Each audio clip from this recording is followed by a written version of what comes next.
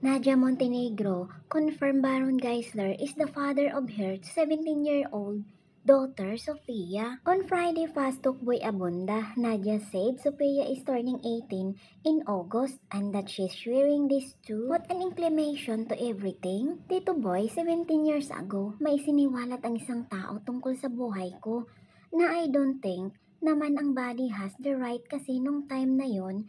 Tito Boy, inaayos ko lahat, hindi man lang kinoconsider 17 years ago kung ano ang pinagdaanan ko ng mga anak ko, kung anong pwedeng mawala sa akin, she said.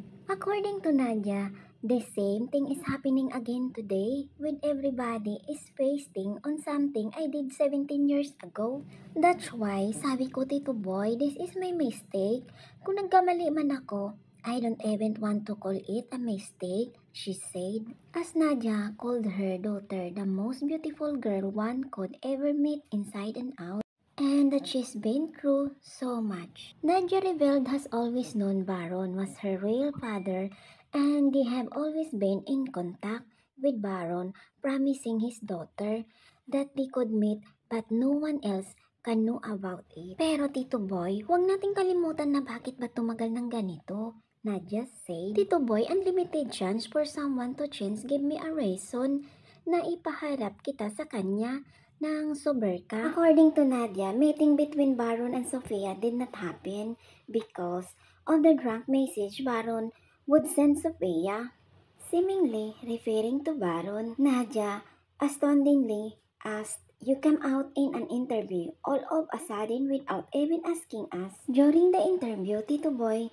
recalled how Baron previously granted an interview with OG Diaz where he revealed he has another child. Nadia said she knew he was referring to them even though he did not name anyone. Admitting they were affected by it, Nadia said, was bullied at school with someone posting a photo of Baron while in jail on the Student Council page asking, kaninong tatay to? Kailangan ko pa bang ikwento kung anong pinagdaanan namin? Just to keep our peace, this is my life, this is my children's life, this is my life, this is my story.